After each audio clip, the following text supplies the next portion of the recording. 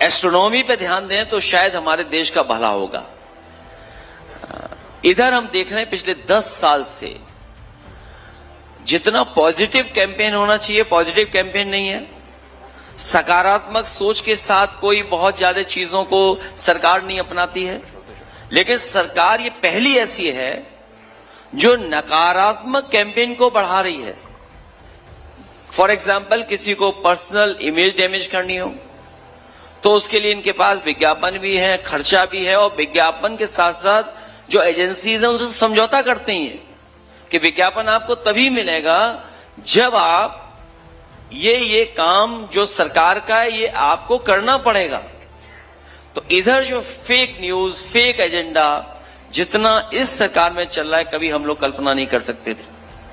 एक बिंदु और आपने उठाया है बच्चों का, हालांकि वो साइंटिफिकली मैं नहीं कह सकता हूं, साइंटिफिकली उसके मेरे पास कोई आंकड़े नहीं है, लेकिन जो विजुअल में देखता हूं शायद उसके आधार पर मैं कह सकता हूं, या जो सरकारें जो फैसला ले रही हैं उसके आधार पर मैं कह सकता हूं।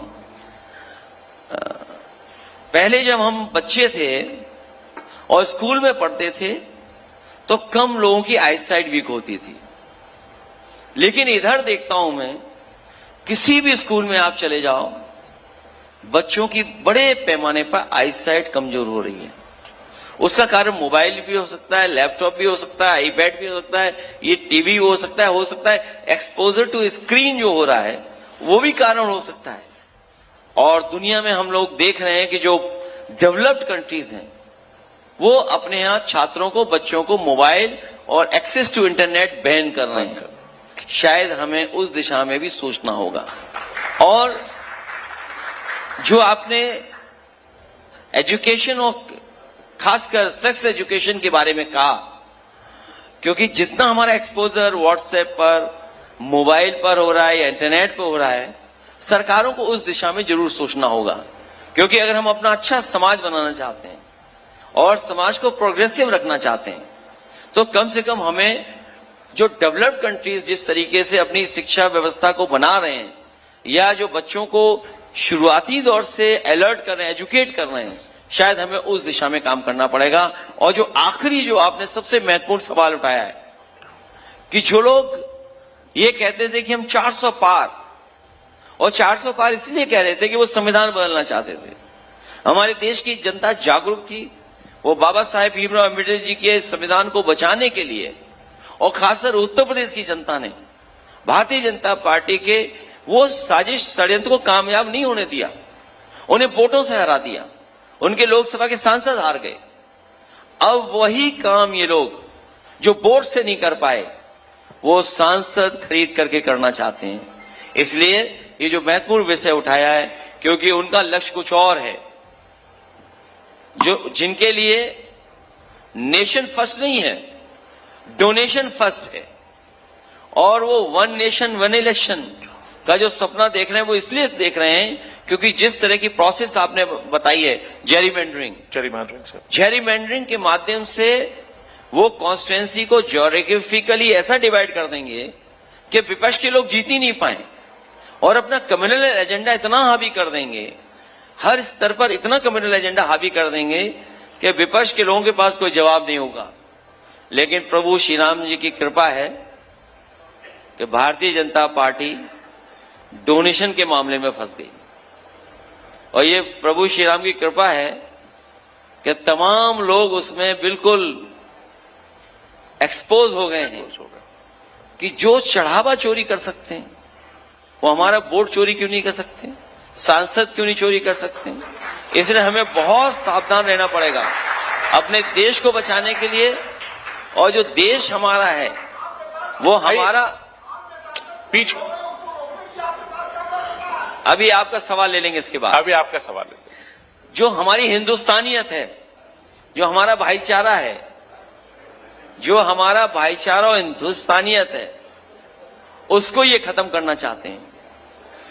ये जिस दिशा में राष्ट्र बनाना चाहते हैं, हम बंधु राष्ट्र बनाना चाहते हैं, हम मित्रता वाला राष्ट्र बनाना चाहते हैं, भाईचारा वाला राष्ट्र बनाना चाहते हैं, जिसमें हम सब लोग मिल करके रहते आए हैं।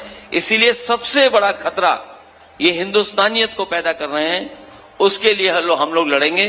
और हमारे सांसद जिस तरीके से यूपी में उन्हें हराया है और अभी भी वो सबक नहीं सीख रहे हैं, जब अयोध्या हार गए उसके बाद भी नहीं सबक सीख रहे हैं, तभी प्रभु श्री राम जी ने ये जानकारी दी कि उनका चंदा चोरी हो रहा है, चढ़ावा चोरी हो रहा है। सीसीटीवी के फुटेज में है ये बातें। और सच्चाई तो ये है कि बोरों में भर करके कर्नाटक तक जा रहा था। कल मैंने प्रेस के सामने इशारा भी किया था कि जो चढ़ावा चोरी है वो कर्नाटक तक जा रहा था, और कर्नाटक में उन लोगों के पास जा रहा था जो बोट का मैनेजमेंट करते थे, जो बोटर्स को दूसरे प्रदेशों से बाकायदा इंतजाम कर करके लाते थे। हमें खुशी है इस बात की कि हमारे पीढ़ी प्रहरी हैं, जागरूक हो गए हैं।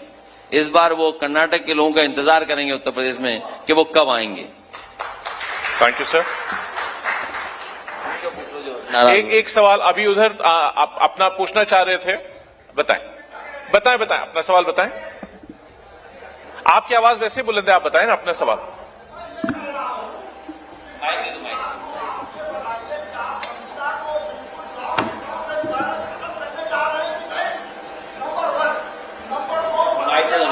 माइक दे दो, माइक दे दो, माइक दो।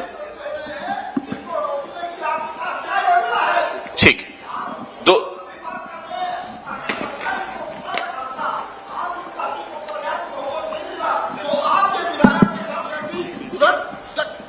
हाँ जी, मैं बता रहा हूं। पहले मुझे बहुत गहरा कंसर्न है इस देश और प्रदेश के भविष्य पर, इस देश की युवता के भविष्य पर। आपने जितनी बातें कही उससे 100% से ज्यादा मेरी सहमति है, लेकिन मैं उससे आगे बढ़ के पूछना चाहता हूं कि क्या संविदा व्यवस्था को आपकी सरकार आएगी तो आप उसको लॉक स्टॉक एंड बैरल खत्म करेंगे कि नहीं? ये वादा चाहते हैं आपसे।